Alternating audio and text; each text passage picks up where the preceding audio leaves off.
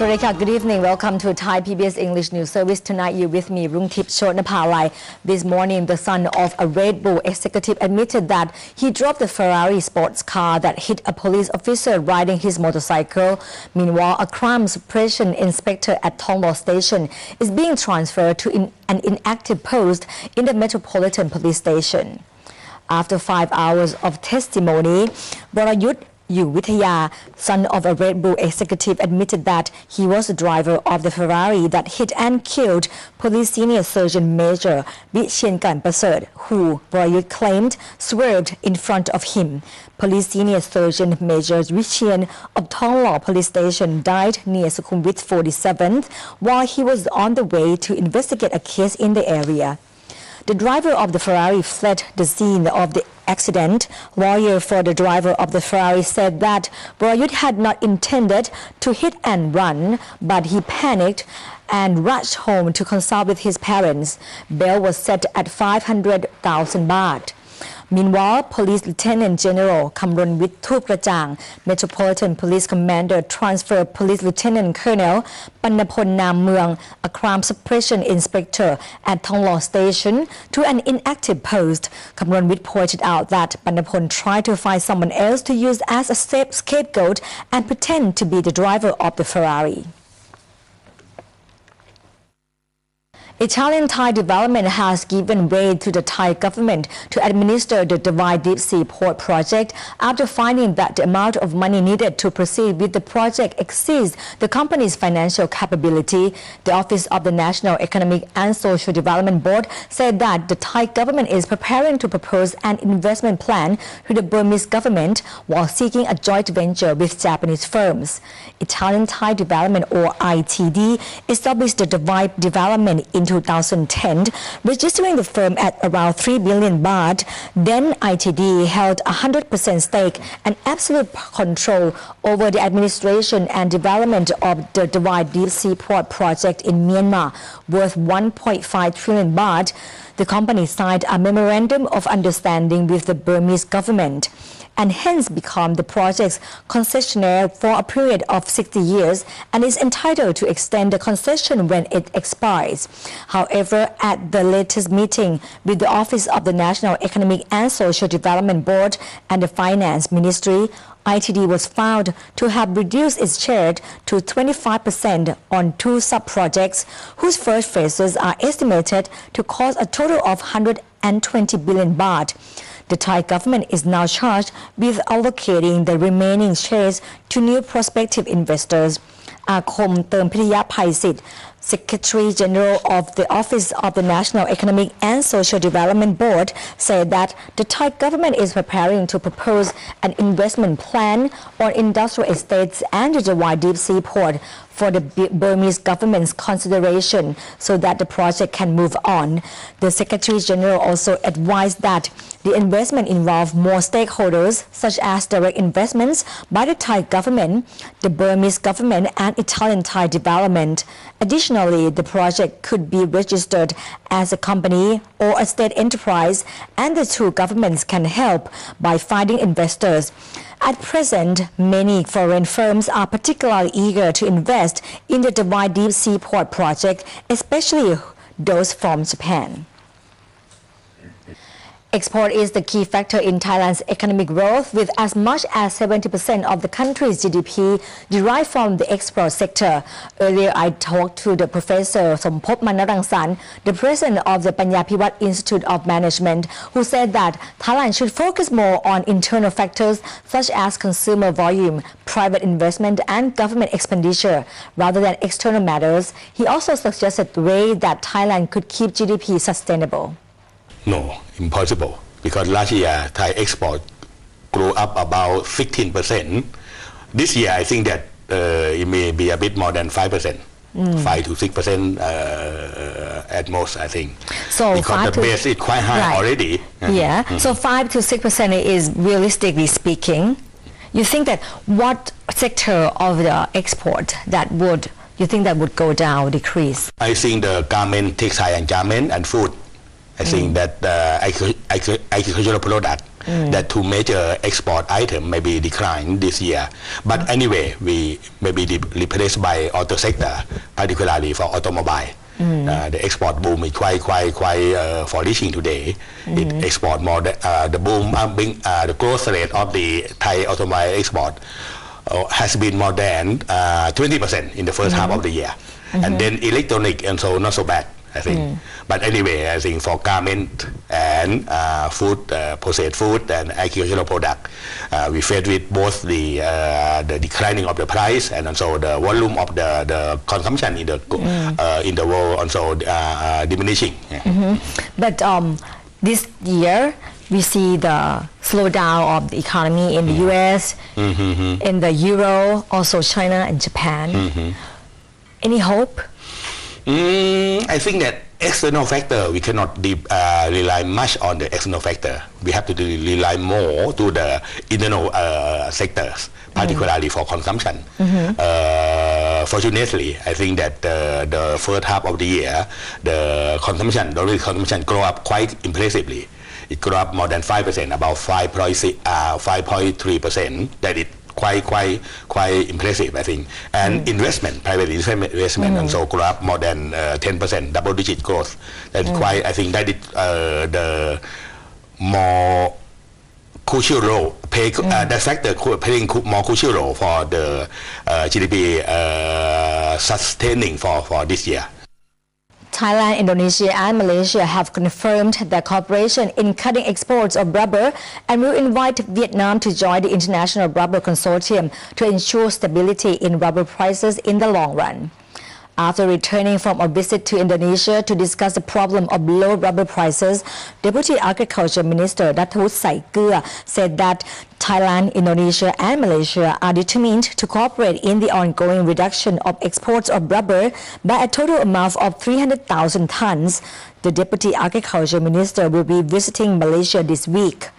Both Thailand and Indonesia are in agreement over inviting Vietnam to join the International Rubber Consortium, as the country is one of the major rubber producers and exporters in ASEAN. Vietnam's participation will therefore be beneficial to ensuring stability in rubber prices in the long run. Dattawut will be paying a visit to Vietnam sometime soon. The Deputy Agriculture Minister has also instructed state authorities to inspect 6 agricultural institutions if they are taking part in the project legitimately. If not, their involvement in the project will be terminated immediately. Thai Public Broadcasting Service, or Thai PBS, Thailand's first public service broadcaster, has announced the new board governors who share the vision and will work to serve the public benefit through the media in terms of educating, entertaining, and providing access to unbiased information to all Thai people. Here's more. Thai PBS new board governors have announced officially while they pointed out the essential points of having the public broadcasting service to the society. Information is very important to people in their everyday life in terms of decision-making and increasing knowledge. Additionally, disabled people are a vulnerable group to which Thai PBS is dedicated to providing relevant information. Professor Viraya Namsiri Pongpan, a new Thai PBS governor, said that Thai PBS is public service TV for all people, not only in Thailand, but also people in ASEAN. He added that Thai PBS should have sign language for all programs to have the deep benefit from the programs, and it is a platform for providing space for vulnerable groups of people to have a voice.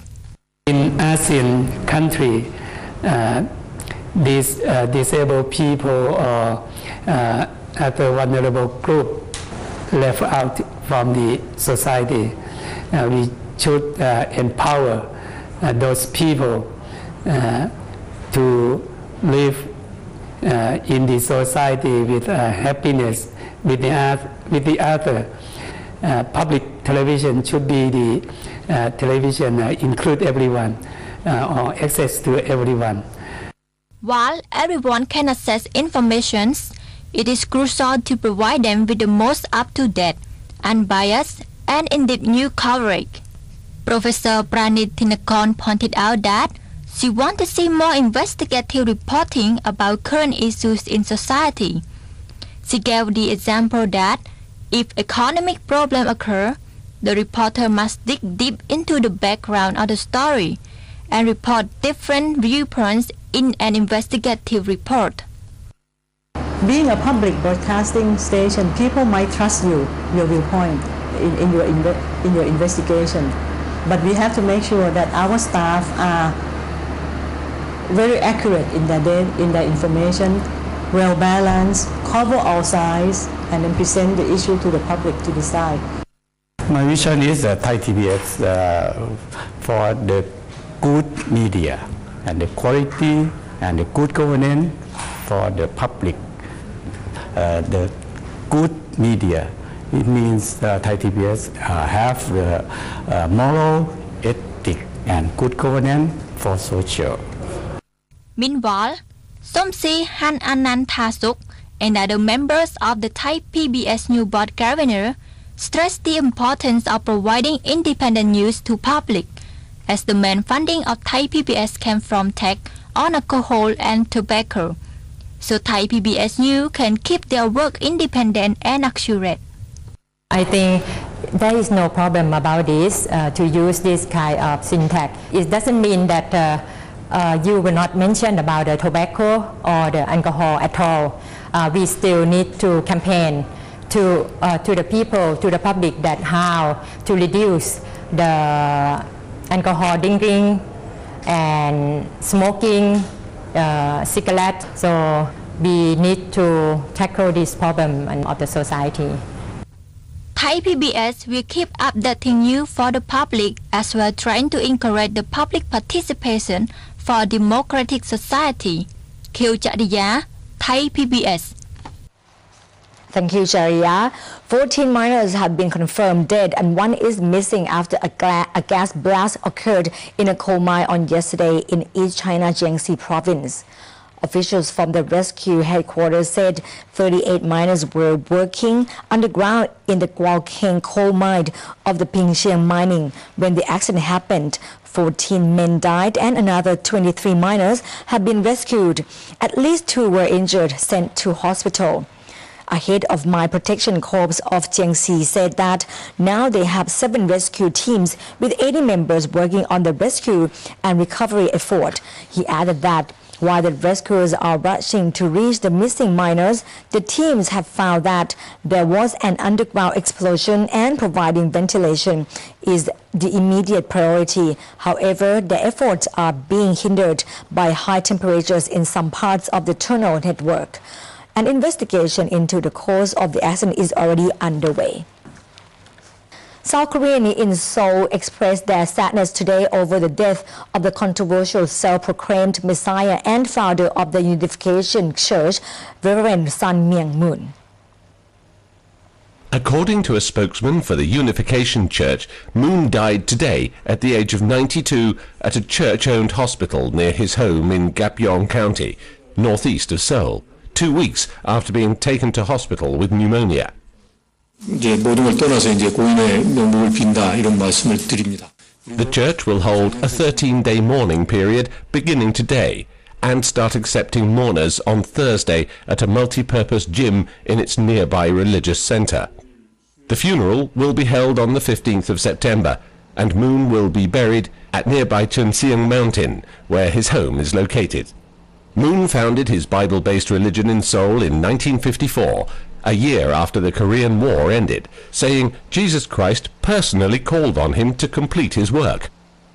The church gained fame and notoriety by marrying thousands of followers in mass ceremonies presided over by Myung himself. The couples often came from different countries and had never met, but were matched up by Myung in a bid to build a multicultural religious world.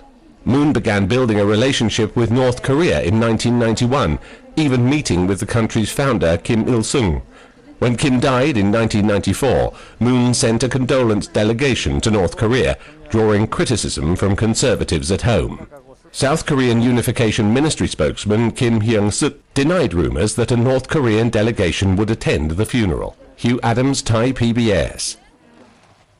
Thank you, Kun Hiu. Here at Thai PBS News, there are exciting opportunities for English language reporters to join us, based at Thai PBS Studios as part of our team producing Thai PBS English News Service.